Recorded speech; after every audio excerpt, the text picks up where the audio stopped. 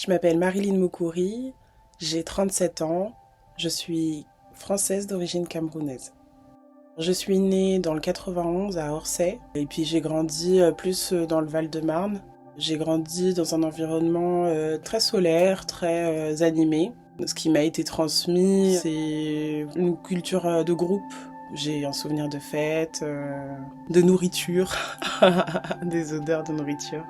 Souvent les célébrations, c'était pendant les mariages et les baptêmes, où on recevait un petit peu le cadre traditionnel, à travers surtout la musique, beaucoup de musique qu'on écoute. Au Cameroun, il y a surtout la culture, enfin moi de mon côté, du makossa. Quand on était surtout chez mon oncle, on avait le traditionnel dimanche où on écoutait, on n'avait pas le droit à nos dessins animés et c'était la musique à chaque instant quoi. Le trois quarts de ma famille au Cameroun, je les ai découvert en fait quand j'étais sur place. Pour moi, vraiment le Cameroun, c'est le peu que je recevais. J'ai pas une grande transmission de ma culture. C'est sûr que ma mère m'a donné beaucoup d'informations et j'ai pas une grande mémoire à ce niveau-là. Mais pour moi, ma culture, c'était beaucoup la musique qu'on me donnait. La transmission de la langue, malheureusement pour moi, c'est pas quelque chose que j'ai réussi à maintenir. Ma mère me disait souvent que je comprenais le douala et je l'ai perdu avec le temps. Parce que ma mère, c'est pas avec nous, elle parlait que en français. Moi, je reste dans l'idée qu'un jour, je finirai par l'apprendre. Ce sera pas parfait, mais j'aimerais que mes enfants l'aient et qu'ils aient quelques mots en fait du douala à pouvoir transmettre à leur tour. En plus, c'est des enfants métis, donc j'aime qu'ils connaissent chacune de leur culture. Ce serait dommage qu'ils aient pas cette partie-là qui est très importante. Je suis heureuse de vivre en France, bien qu'il y ait ces difficultés. Je suis quelqu'un d'assez optimiste. Je me laisse pas avoir par l'environnement négatif. La négation qu'on peut trouver, que ce soit sur les réseaux, sur les infos qu'on reçoit à chaque instant. C'est ce que je tente au mieux de transmettre, que ce soit pour mes enfants ou mon environnement en fait. C'est ce qui me donne de la force, c'est ce qui me permet d'avancer, même si même si c'est difficile, c'est ce qui me permet d'avancer. Au Cameroun, il n'y a pas ce rejet de sa culture, on a une culture assez fière quand même. En Afrique, on est reconnu justement pour ça, un peu cette fierté. Si je dis que je suis camerounaise, on va dire « Ah, t'es camerounaise !» Ça, on va trouver ça assez incroyable et on va mettre en avant les bienfaits de la culture. Ça commence très tôt, c'est dommage, hein, mais ça commence très très tôt. Moi, je sais que la première fois que ça m'est arrivé, j'étais en maternelle. Et du coup, j'ai eu la chance qu'une petite fille de mon école me dise que non mais t'inquiète pas, ils sont méchants avec toi, mais tu peux jouer avec moi. Et puis ça a fini par passer, ça a fini par s'apaiser. C'est jamais simple, surtout quand on est petit comme ça. Et dans ces moments-là, on finit par poser beaucoup de questions. Je me souviens avoir demandé à ma mère si on pouvait pas partir au Cameroun, que je comprenais pas pourquoi on était là ou un autre pays où il y a plus de noirs, quoi.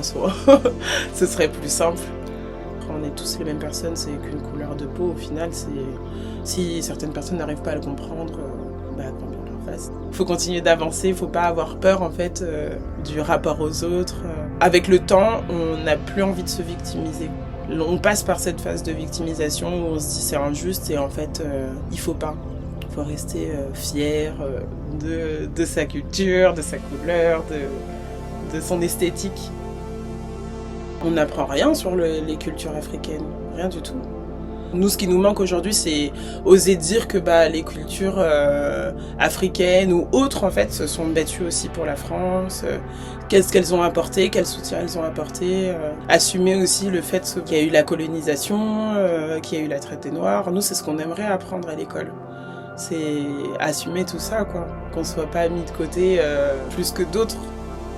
À partir du moment où tu as créé la colonisation, à un moment donné, il faut assumer toutes les cultures que tu as amenées en fait, sur ton continent.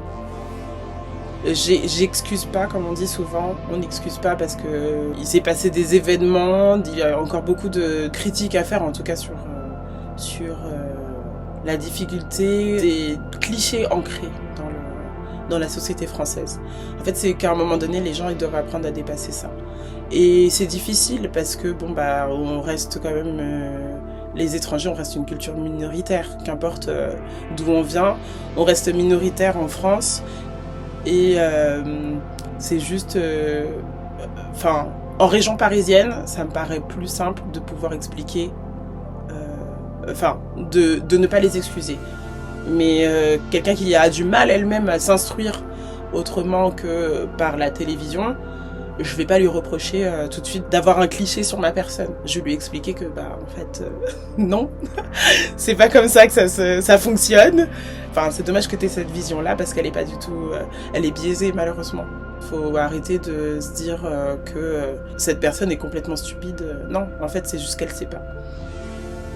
Aujourd'hui, j'ai appris avec le temps que j'ai besoin de gens aussi optimistes que moi. J'ai besoin d'avoir des gens qui sont respectueux en fait de l'être humain.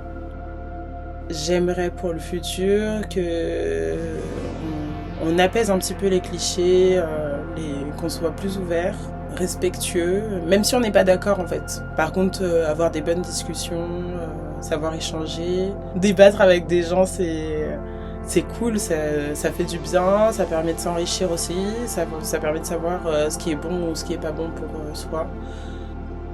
On souhaite de l'apaisement et laisser libre les gens de vivre comme ils ont envie de vivre, pas donner des obligations comme on a aujourd'hui. On souhaite que ça avance pour le mieux.